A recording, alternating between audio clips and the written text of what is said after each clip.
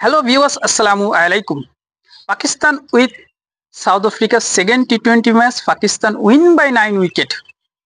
এটা নিউজ আপনারা সবাই জানেন, কিন্তু একটা গুরুত্বপূর্ণ নিউজ আপনাদের দিয়ে দিই যে বাবর আজম যে সময় ব্যাটিং এ আসে তখন সাইম আইয়ুবের 17 বলে 21 রান। আর বাবর আজম প্রথম বল পেস করার পরেই প্রথম বলে একটা বাউন্ডারি মারে কাভার শট দিয়ে 4 হয়। ঠিক আছে, তখন বাবর আজমের 4 রান আর সাইম আইয়ুব তার আছে 21 রান। ম্যাচ শেষ 9 wicket, Pakistan win. Saim Ayub 71 run 38 বল, বাবর আজম 17 বল অনলি 11 রান।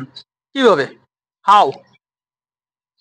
আপনারা কি বুঝতেই পারছেন যে মায়ের প্যাচটা কোন জায়গায়? 3টে ওভার ধরে সাইম আইয়ুবের সাথে বাবর আজম দাঁড়ায় পড়ে খাইছে, তার মধ্যে কোনো বাউন্ডারি নেই, কোনো কিছু নেই, কিন্তু সাইম একসাথে মানে সে তো খালি কিকের পরে কিক মারাছে, সিক্সের পরে সিক্স মারছে, নরক একটা শট মারাছে চোখি লাগে থাকার মতো। ঠিক আছে, লাস্টে 20 বলে 50 রান করেছে সাইম আইয়ুব, আর বাবর আজম 17 বলে রান করেছে 11।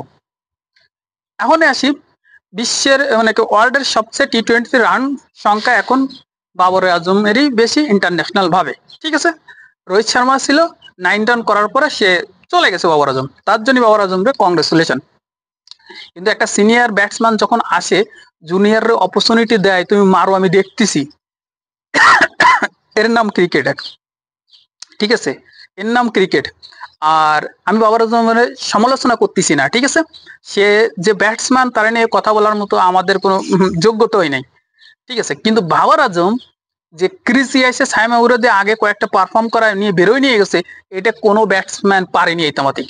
সাইম আইয়ুব যে ব্যাটিং গুলো করেছে তারে রিল্যাক্স করা দিয়েছে, এবং সালমান আলী আগা তারা দিয়ে আজকে একবার বোলিংও করায়নি, তারা বলার বানায় ফেলাছে। ঠিক আছে, একটা মেন্টালি তারা ফ্রি করা আছে যে ভাই আজকে আমার মেন্টালি রান করা লাগবে, আমি বলে পারফর্ম করতে পারিনি, আমি আজকে অলরাউন্ডার না, আমার ব্যাটিংই রান চাই। ঠিক আছে, টোটাল মিলে পাকিস্তান যেভাবে কামব্যাক করেছে সিরিজে 1-1 হয়ে গেছে। আজকের সিরিজের তৃতীয় ম্যাচ সাউথ আফ্রিকার সাথে পাকিস্তানের হোমে। দেখা যাক পাকিস্তান কি করে।